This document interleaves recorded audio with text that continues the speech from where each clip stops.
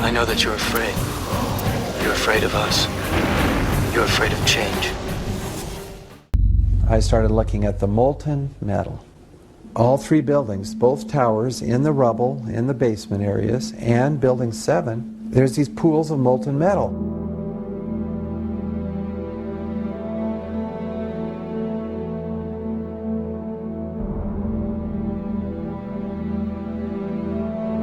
You'd get down below and you'd see molten steel running down the channel rails, like you're in a foundry, like lava. The molten steel was found 3, 4, and 5 weeks later, when the rubble was being removed. He said that molten steel was also found underneath World Trade Center 7. So I'm looking through the official reports. What do they say about the molten metal? They say nothing.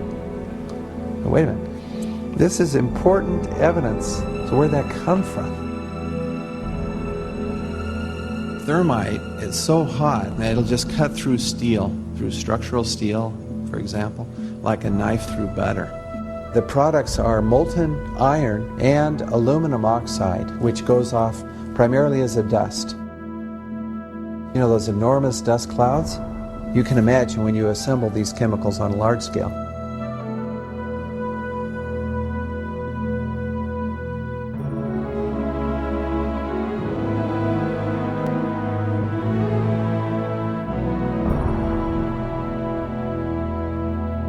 Molten metal pools under both towers after they collapsed, and Building 7. Now, Building 7 wasn't even hit by a jet. Part of the problem is that most people simply don't know much about Building 7 due to the extraordinary secrecy surrounding this collapse. And this was a 47-story skyscraper. This building fell at 5:25. It was not hit by a plane. This building had fires on only 2 or 3 floors. And it was brought down by what we know was a controlled demolition. Demolitions, they look just like that. You know, a kink in the middle, and then that building just comes straight down, almost at free fall speed. They first blow one of the central columns so the building falls in on itself. Building 7 had a classic crimp or wedge. Its central column was blown out first, so it didn't structurally damage buildings just a few feet away from it.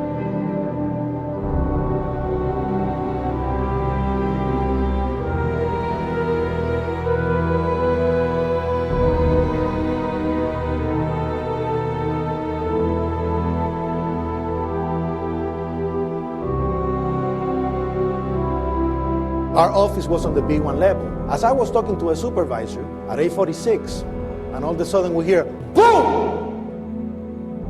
An explosion so hard that pushed us upwards. And it came from the basement between the B2 level and the B3 level. And when I went to verbalize, we hear, boom! The impact of the plane on the top. As I'm walking by the main freight corridor building, in the corridor, that's when I got blown. I mean, the impact of the explosion threw me to the floor, and that's when everything started happening. All of a sudden, a big impact happened again, and all the ceiling tile was falling down, the light fixtures were falling. You know, you got to go clear across the whole from 1 to 2 World Trade Center, and then all of a sudden, it happened all over again. Something else hit us to the floor. Right in the basement, you felt it. Walls were caving in, everything that was going on. I mean, I know people that got killed in the basement. I know people that got broken legs in the basement. People that got reconstructive surgery because the walls hit them in the face. According to standard operating procedure, if an FAA flight controller notices anything that suggests a possible hijacking, the controller is to contact a superior. If the problem cannot be fixed within about a minute, the superior is to ask NORAD, the North American Aerospace Command, to send up or scramble jet fighters to find out what is going on. NORAD then issues the scramble order to the nearest Air Force base with fighters on alert. But although interceptions usually occur within 10 or so minutes, in this case, 80 or so minutes had elapsed before fighters were even airborne. It's a mind-bending anomaly. Not a single U.S. Air Force interceptor turns a wheel until it's too late. There are no jets at all. What if they were so confused and had been so deliberately confused that they couldn't respond? The reason that they didn't know where to go was because a number of conflicting and overlapping war game exercises were taking place. It involved the insertion of false radar blips onto radar screens in the Northeast Air Defense Sector. Center Team U, we have a problem here. We have a hijacked aircraft headed towards New York. We need someone to scramble some F-16s or something up there to help us out. Is this real world or exercise? Is this real world or exercise? There was another exercise, Vigilant Warrior, which was, in fact, according to a NORAD source, a live-fly hijack drill being conducted at the same time. With only 8 available fighter aircraft, and they have to be dispatched in pairs, they were dealing with as many as 22 possible hijacks on the day of 9/11, and they couldn't separate the war game exercises from the actual hijacks.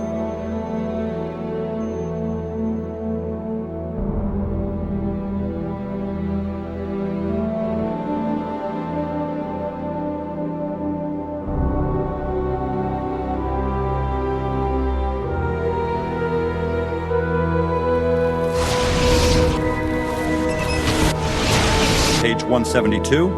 The U.S. government has not been able to determine the origin of the money used for the 9/11 attacks. Ultimately, the question is of little practical significance.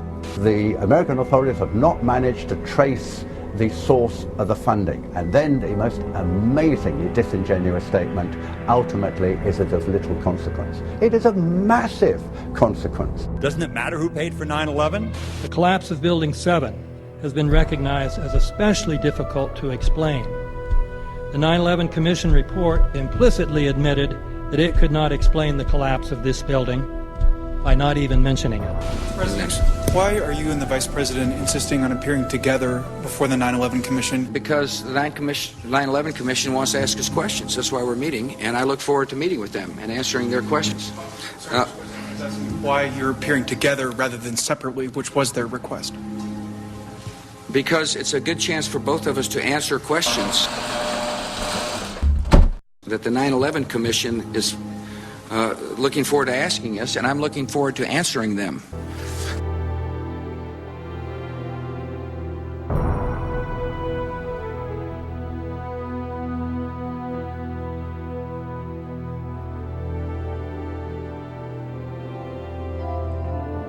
Don't you think that the families deserve to have a transcript or to be able to see what you Adam, said? you asked me that question yesterday. I got the same answer, yeah. The final report was a unanimous report. That means that if there was a single commissioner who had any objection about anything, that fact would be dropped from the report. We have found out that he not only served on the transition team of the Bush administration, that he was a person who wrote a draft memo for the setup of the Bush administration's National Security Council, that he was an individual who wrote the preemptive war strategy that was eventually used for the war in Iraq, that he is a close friend of Condoleezza Rice's.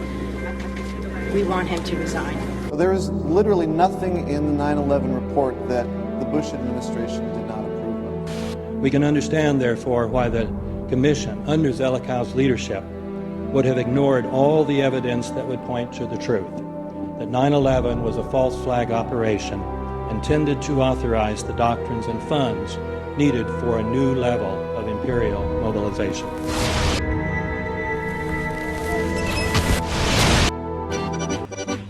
Armed with knives, armed with chemical, biological, nuclear weapons. Fanatics, terrorists, September 11th. September 11th, killers, September 11th. Terrorists, Al-Qaeda, terrorists, nuclear weapons, terrorists. 9/11, terror, terrorists, evil. September 11th, September 11th. The terrorists, war and danger. September 11th, terrorism, global terrorism, terrorism, terrorists. Terrorists, terrorists, terrorists, terrorists, the terror. Terrorists, terrorists, terrorism. September 11th, global terrorism, terrorists. Terrorism. September 11th, world terrorism, terrorism. September 11th, global terrorism. September the 11th, terror, weapons of mass destruction. September the 11th, terrorists, the evil terrorists, no.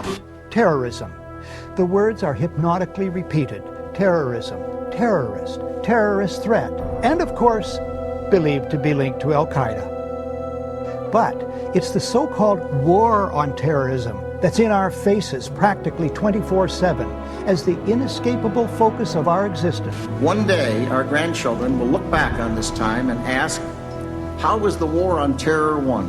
The entire U.S. ruling class, ruling elite, comes to see terrorism as the preferred means, indeed the only means, to provide social cohesion, to provide an enemy image for the society to keep it together. According to neocon theory from Carl Schmitt, you have to have an enemy image in order to have a society.